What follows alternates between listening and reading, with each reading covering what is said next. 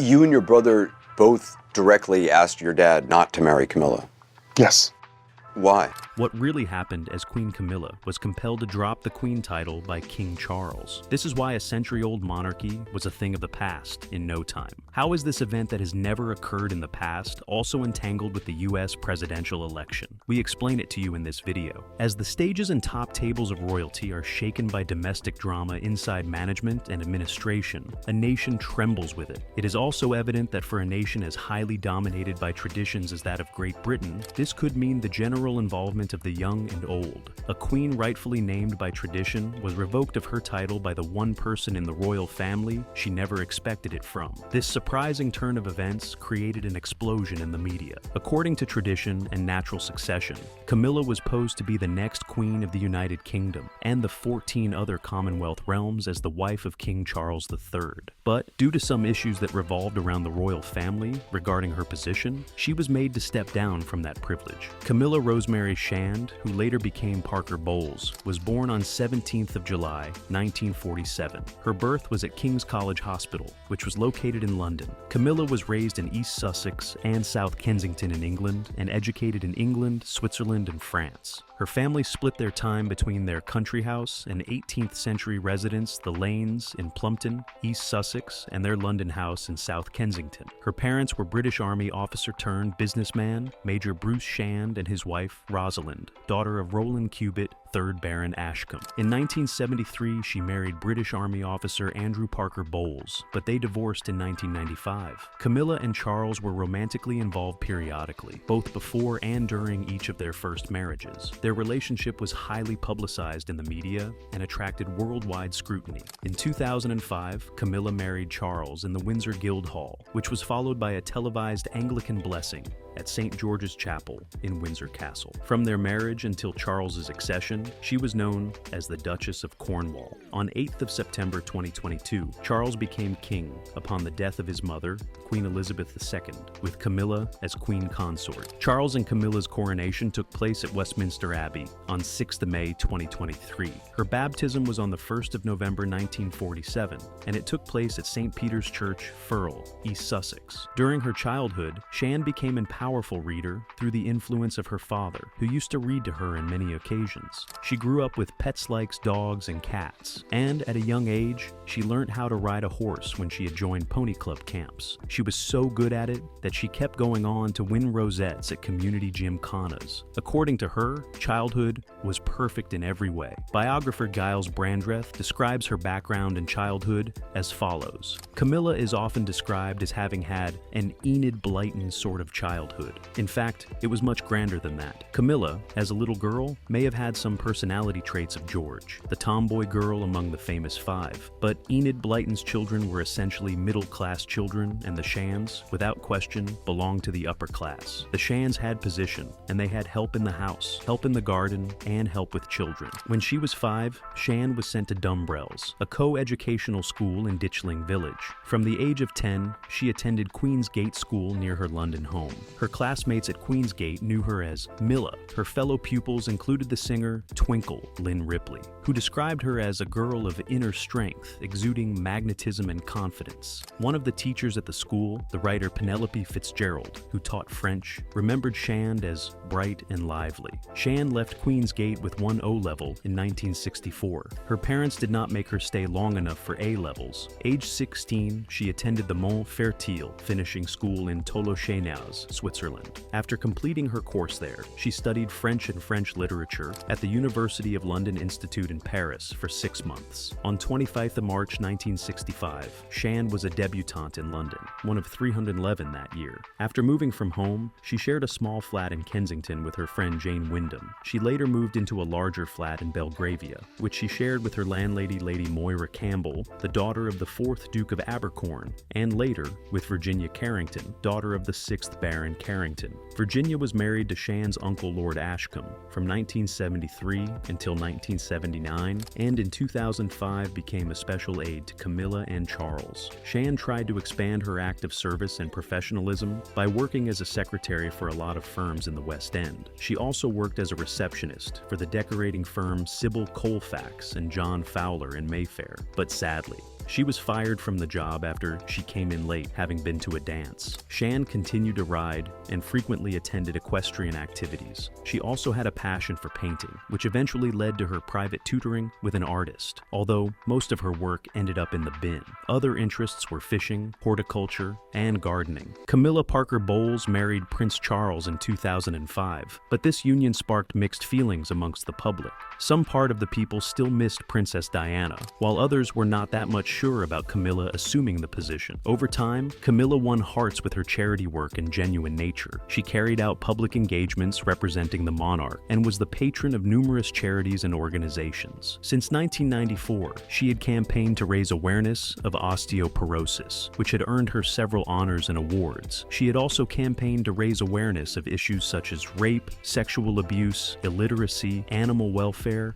and poverty. But regardless of all these capturing displays, the issue with her title stirred up magnanimous speculations and somewhat unexpected reflections from the same public audience that praised her charitable personality and genuine expression to the world. Camilla's royal path was never easy since her future title was carefully planned from the start. She was to be known as Princess Consort when Charles became king. Yet her growing acceptance and steady support for Charles led to whispers of a possible change, and history took a turn that dropped the jaws of the people of England. This unexpected decision was that Camilla would not be officially called queen. Speculations had the obvious confusion about the sides taken by Charles and Camilla in the matter, wondering if the decision was a mutual one, or rather one enforced by Charles. It is reported that Shan met Prince Charles in 1971, while Andrew Parker Bowles had ended his relationship with her in 1970 and was already courting Princess Anne. Though Shan and Charles belonged to the same social circle and occasionally attended the same events, they had not formally met. Giles Brandreth states that they did not first meet at a polo match, as has been commonly believed from repeated reports in the public's ears. Instead, they first met at the home of their friend, Lucia Santa Cruz, who had formally introduced them to each other. They became close friends and eventually began a romantic relationship, which was well known within their social circle. As a couple, they regularly met at polo matches at Smith's Lawn in Windsor Great Park, where Charles often played polo. They also became part of a set at Annabelle's in Berkeley Square. As the relationship grew more serious, Charles met Shan's family in Plumpton, and he introduced her to some members of his family. The relationship was put on hold after Charles traveled overseas to join the Royal Navy in early 1973, but didn't go on for long since it ended abruptly afterward. There have been different explanations for why the relationship ended. Robert Lacey wrote in his 2008 book Royal, Her Majesty Queen Elizabeth II said that Charles met Shan too early, and he had not asked her to wait for him when he went overseas for military duties. Some sources suggest Queen Elizabeth, the Queen Mother, did not approve of Shan because she wanted Charles to marry one of the Spencer family granddaughters of her close friend Lady Fairmoy. And on the contrary, other sources suggest the choice to be from her side, as Shan did not want to marry Charles, having had an on and off relationship with him since the late 1960s, or that Charles had decided he would not marry until he was 30. However, most agree that Charles would not have been allowed to marry Shan had he sought permission to do so. According to Charles's cousin and godmother, Patricia Knatchbull, second Countess Mountbatten of Burma, some palace courtiers at that time deemed Shan unsuitable as a prospective consort. She had claimed with hindsight that Charles should have married Camilla when he first had the chance. They were ideally suited for each other, and this is obvious for everyone who paid attention. Since that was not a possible fact, they remained friends. Up on the assassination of Lord Mountbatten by the Provisional Irish Republican Army, Charles was grief-stricken and reportedly relied heavily on Camilla Parker Bowles for solace. During this period, rumors began circulating among close friends of the Parker Bowleses and in polo-playing communities that Camilla and Charles had rekindled their far-lost intimate relationship. A source close to Parker Bowles confirmed that by 1980, they had indeed rekindled as lovers. Parker Bowles' husband, Andrew, reportedly approved of the affair, while he had numerous lovers throughout their marriage. Nevertheless, Charles soon began a relationship with Lady Diana Spencer, whom he married in 1981. A decade later, the affair became a public knowledge in the press, with the publication of Diana, Her True Story in 1992, followed by the Camilla Gate, which was also known as Tampon Gate tape scandal in 1993, when an intimate telephone conversation between Parker Bowles and Charles was secretly recorded, and the transcripts were published in the tabloid press. The book and tape immediately damaged Charles's public image, and the media vilified Parker Bowles. In 1994, Charles finally spoke about his relationship with Parker Bowles, Bowles. He said, "Mrs. Parker Bowles is a great friend of mine, a friend for a very long time. She will continue to be a friend for a very long time." However, he later admitted in the interview that their relationship was rekindled after his marriage had irretrievably broken down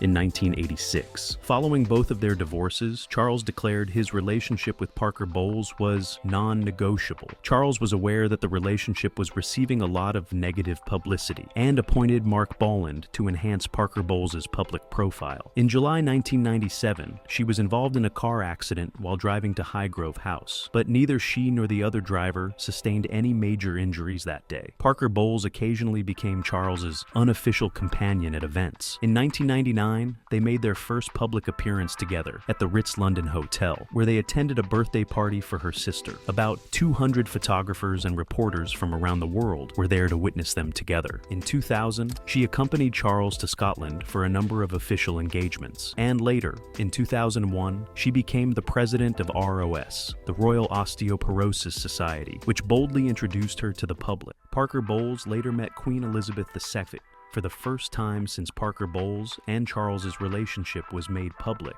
at the 60th birthday party of the former Greek king Constantine II in 2000. This meeting was seen as an apparent seal of approval by the Queen on her son's relationship with Parker Bowles. After a series of appearances at public and private venues, the Queen invited Parker Bowles to her Golden Jubilee celebrations in 2002. She sat in the royal box behind the Queen for one of the concerts at Buckingham Palace. As reports imply, Charles paid privately for 2 full-time security staff for her protection. Although Parker Bowles maintained her residence, Ray Mill House, which she purchased in 1995 near Lecoq in Wiltshire, she then moved into Clarence House, Charles's household and official residence since 2003. In 2004, she accompanied Charles on almost all of his official events, including a high-profile visit together to the annual Highland Games in Scotland. The media speculated on when they would announce their engagement, and as time went by, polls conducted in the United Kingdom showed overall support for the marriage. Despite this image rehabilitation, Parker Bowles received backlash from supporters of Diana, who wrote to national newspapers to air their views, especially after Parker Bowles and Charles's wedding plans were announced. This sentiment was later parodied by internet trolls on Facebook and TikTok through fake fan pages and accounts dedicated to Diana.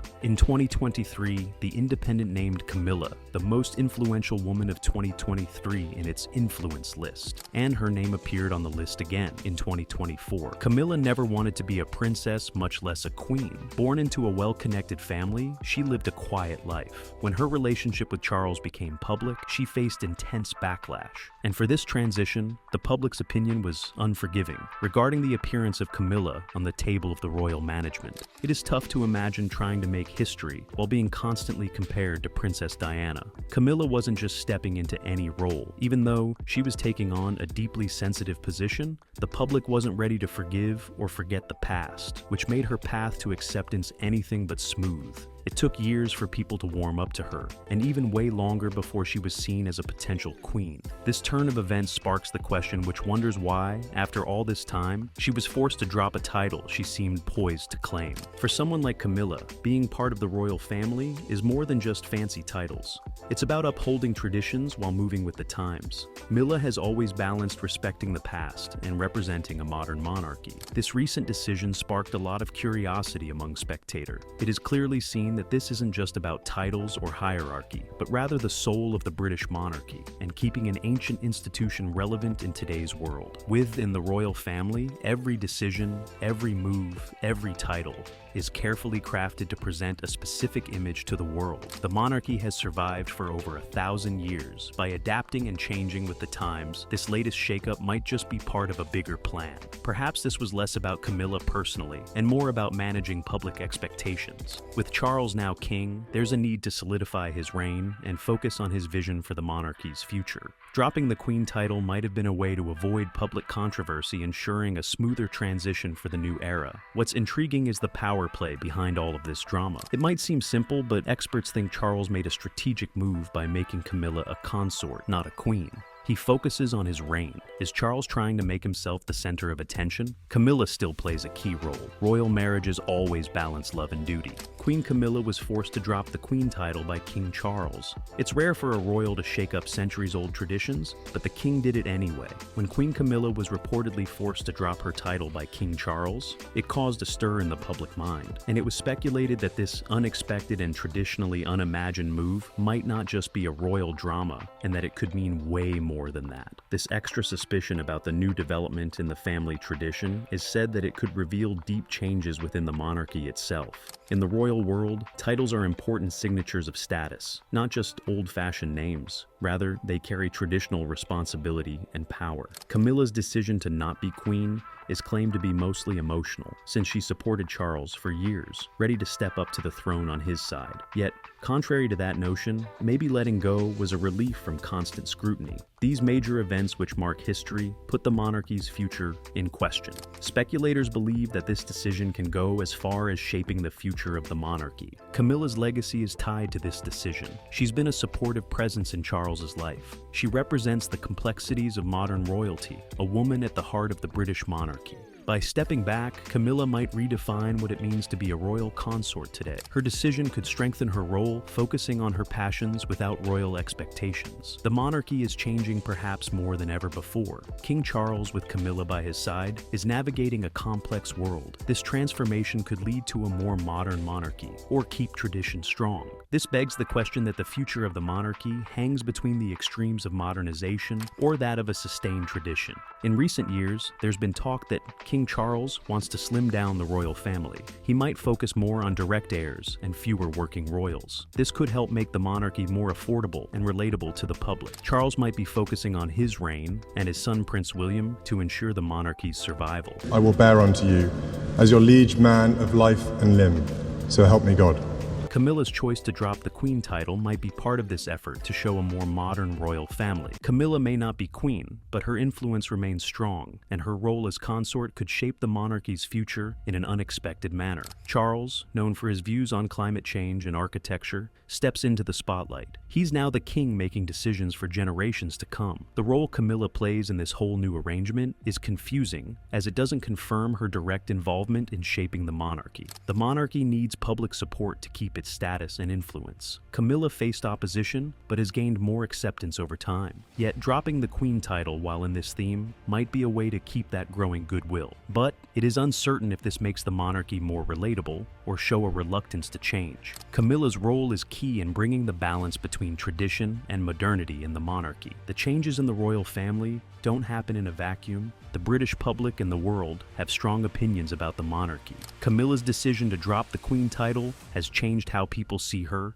and the royal family. This change shows a desire to make the royal family more accessible. Charles and Camilla are seen as relatable, facing challenges like everyone else. This effort is not just about titles, but how the royal family is seen by the public. By stepping back from the queen title, Camilla sends a message that the monarchy is moving away from rigid hierarchies and towards service and humility, which offer all is about connecting with the people and not sitting high above them. The royal family reflects the nation's values, challenges, and aspirations. Camilla's decision to drop the queen title shows the monarchy's balancing act in today's world, a case of adaptation over time. Over the years, the royal family has adapted to changing public expectations. From Queen Elizabeth's long reign to Prince William and Catherine's more personal approach to the monarchy has evolved. Now, with King Charles and Camilla leading, the focus is on modernizing without losing tradition. Camilla's decision might be part of this effort to make royalty more transparent and accessible. This could even be a model for future monarchs in deeming royalty to become more humble and service-oriented. These somewhat bold decisions are believed to shape the monarchy for generations. King Charles and Camilla are now the main figures of the monarchy,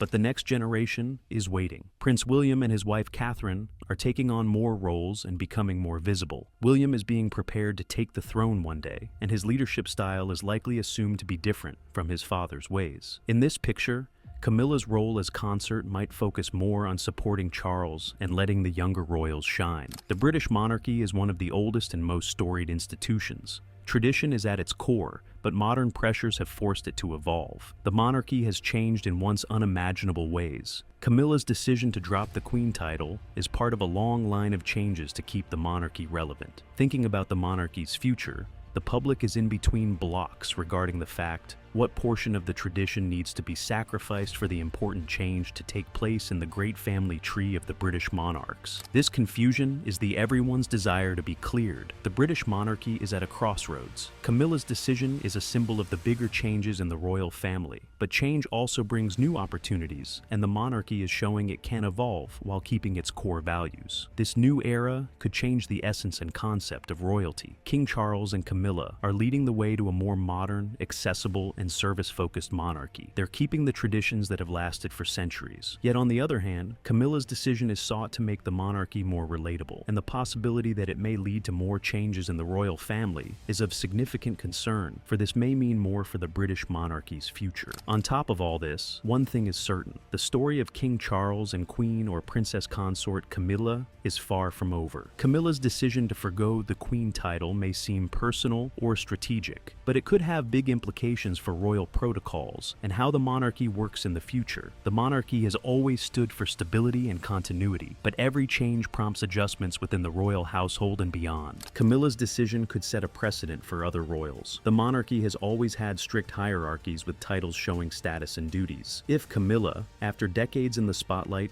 can choose a less formal title, it can be then assumed that even others can follow in her footsteps. Prince William and Catherine, future king and queen, might take a modern approach to their titles and duties. Nationals also speculate that Prince Harry and Meghan may be influenced by this decision in their roles outside traditional royal duties. It's clear that as the monarchy modernizes, traditional roles may need to change. Camilla's decision is just the start of a broader evolution in the royal family, where personal agency and public service are more important than titles and formalities.